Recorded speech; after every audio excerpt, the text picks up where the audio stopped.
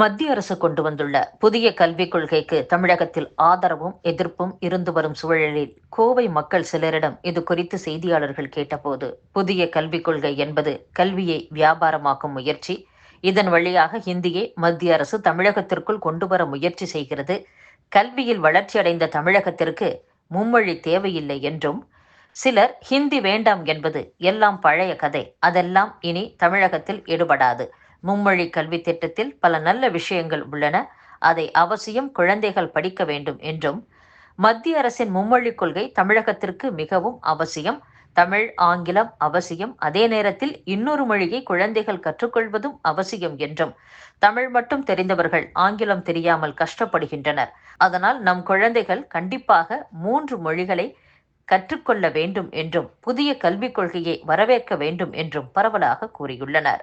ஒரு மொழியை கூடுதலாக படிப்பது நல்லது, குறிப்பாக ஹிந்தி நம் தேசிய மொழி, அதை அவசியம் படிக்க வேண்டும் என்றும், எனக்கு ஹிந்தி தெரியாமல் மிகவும் கஷ்டப்படுகிறேன், நம் பிள்ளைகளுக்கு அந்த நிலை வரக்கூடாது என்றும் பலரும் பரவலாக கூறியுள்ளனர். சேலம் மாவட்டம் ஆத்தூர் அருகே மனைவி குழந்தைகளை அரிவாளால் வெட்டி படுகொலை செய்துவிட்டு தப்பிய நபரை போலீசார் தேடி வருகின்றனர். 2 குழந்தைகள் சம்பவ இடத்திலேயே பரிதாபமாக உயிரிழந்துள்ளனர். சேலம் மாவட்டம் கெங்கவல்லி அருகே கிருஷ்ணாபுரம் கிராமத்தைச் சேர்ந்த கூலி தொழிலாளி அசோக்குமார் என்பவர், அவரது மனைவி தவமணி, குழந்தைகள் வித்யாதாரணி, அருள் பிரகாஷ், அருள்குமாரி ஆகிய 3 குழந்தைகளுடன் வசித்து வருகிறார்.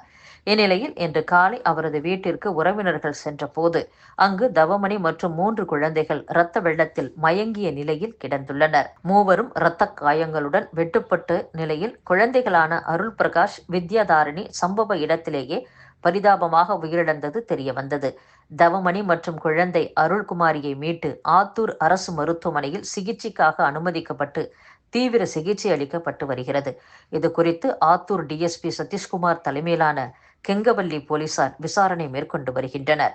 தலைமறைவான கூலி தொழிலாளியை தேடியும் வருகின்றனர். திருப்பூரில் பெண்ணை கூட்டு பாலியல் பலாத்காரம் செய்த பீகார் மாநில இளைஞர்கள் 3 பேரை போலீசார் கைது செய்துள்ளனர். திருப்பூரில் கத்தி முனையில் மிரட்டி கணவர் முன்பே வட மாநில பெண்ணுக்கு கூட்டு பாலியல் வன்கொடுமை அளிக்கப்பட்டுள்ளது. வேலை வாங்கி தருவதாக அழைத்துச் சென்று வடமாநில பெண்ணுக்கு பாலியல் தொல்லை கொடுத்த சம்பவம் அரங்கேறி உள்ளது. பாதிக்கப்பட்ட ஒடிசாவைச் சேர்ந்த பெண் கொடுத்த புகாரின்படி பீகார் மாநிலத்தைச் சேர்ந்த 3 பேரை போலீசார் கைது செய்துள்ளனர். இது குறித்து போலீசார் வழக்கு பதிவு செய்து விசாரணை நடத்தி வருகின்றனர். இலங்கைக்கு கடத்தப்படுவதற்காக ராமநாதபுரம் மாவட்டம் மண்டபம் அருகே பதுக்கி வைக்கப்பட்டிருந்த 75 லட்சம் ரூபாய் மதிப்பிலான 25 கிலோ சாரஸ் போதைப் பொருளை கியூ பிரிவு போலீசார் பறிமுதல் செய்துள்ளனர். தனுஷ்கோடி கடல் வழியாக இலங்கைக்கு நாட்டுப்படகில் கடத்துவதற்காக ராமநாதபுரம் மாவட்டம் மண்டபம் அடுத்த குஞ்சார் வலசை கடற்கரை அருகே உள்ள வேலவன் குடியிருப்பு பகுதியில் சுமார் 25 கிலோ எடை கொண்ட கஞ்சா செடியின் பிசினிலிருந்து தயாரிக்கப்படும் சாரஸ் போதைப் பொருளை கியூ பிரிவு போலீசார் பறிமுதல் செய்துள்ளனர். இதனை பதுக்கி வைத்திருந்த கிடாத்திருக்கை பகுதியைச் சேர்ந்த நம்பு மற்றும் சூடவளைக்குறிச்சி பகுதியைச் சேர்ந்த பாண்டி ஆகிய 2 பேரை பிடித்த கியூ பிரிவு போலீசார் அவர்களிடம் இருந்த போதைப் பொருளை பறிமுதல் செய்து 2 பேரிடமும் தீவிர விசாரணை நடத்தி வருகின்றனர்.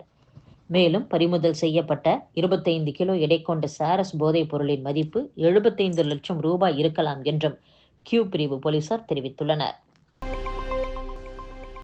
ராமநாதபுரம் மாவட்டம் உச்சிப்புளி அடுத்த பிறப்பன் வலசை முஸ்லிம் தெரு பகுதியில் இலங்கைக்கு கடத்துவதற்காக வெளிநாட்டு சிகரெட் பண்டல்கள் பதுக்கி வைத்திருப்பதாக கிடைத்த தகவலின் அடிப்படையில் ஒருங்கிணைந்த குற்றத்தடுப்பு பிரிவு போலீசார் அப்பகுதியில் சோதனை நடத்தினர். அப்போது 19 பண்டல்களில் 3,80,000 ரூபாய் மதிப்புடைய சிகரெட் அப்பகுதியில் பதுக்கி வைக்கப்பட்டிருப்பது தெரியவந்தது. பின்னர் வெளிநாட்டு சிகரெட்டுகளை அதிகாரிகள் பறிமுதல் செய்தனர். இது குறித்து தீவிர விசாரணை நடத்தி வருகின்றனர். பறிமுதல் செய்யப்பட்ட சிகரெட் மதிப்பு 6.27 கோடி ரூபாய் எனவும் இந்திய மதிப்பில் 3 கோடி ரூபாய் இருக்கும் என்றும் போலீசார் தெரிவித்துள்ளனர். சென்னையிலிருந்து கோலாலம்பூர், பாங்காக், புக்கெட் நகரங்களுக்கு செல்லும் ஏர் ஏசியா நிறுவனம் கட்டண சலுகையை அறிவித்துள்ளது. விமான பயணியருக்கு பிக் சேல் சலுகையின் கீழ் மலேசியாவின் கோலாலம்பூர், தாய்லாந்தின் பாங்காக் மற்றும் புக்கெட் நகரங்களுக்கு சிறப்பு கட்டணத்திலான ஒருவழி பயணங்களை ஏர் ஏசியா நிறுவனம் வழங்குகிறது. இந்த சலுகையின்படி பயணியர் ரூ. 6,599 முதல் ஒரு வழி பயணத்தை தேர்ந்தெடுத்துக் கொள்ளலாம். இதற்கு வரும் 23ஆம் தேதிக்குள் முன்பதிவு செய்ய வேண்டும். முன்பதிவு செய்தவர்கள் ஜூலை 1ஆம் தேதி முதல் அடுத்த ஆண்டு ஜூன் 5ஆம் தேதி வரையிலான காலத்தில் பயணம் செய்து கொள்ளலாம். கூடுதல் விவரங்கள் மற்றும் முன்பதிவுக்கு airasia.com என்ற இணையதளத்தை பார்வையிடலாம் என்றும் அறிவிக்கப்பட்டுள்ளது. இந்தியா கத்தார் இடையிலான நல்லுறவை வியூக அந்தஸ்திற்கு உயர்த்துவதற்கான ஒப்பந்தம் உட்பட 7 ஒப்பந்தங்கள் கையெழுத்தாகியுள்ளன. டெல்லியில் பிரதமர் நரேந்திர மோடி, கத்தார் அரசர் Sheikh Tamim bin Hamad Al Thani இடையே நடைபெற்ற பேச்சுவார்த்தைக்கு பின் இந்த ஒப்பந்தங்கள் கையெழுத்தாகியுள்ளன. இதன் மூலம் வர்த்தகம், எரிசக்தி, முதலீடு, தொழில்நுட்பம் உள்ளிட்ட துறைகளில் இருதரப்பு கூட்டுறவு புதிய உத்வேகம் பெறும் என்று வெளியுறவு அமைச்சகம் தெரிவித்துள்ளது.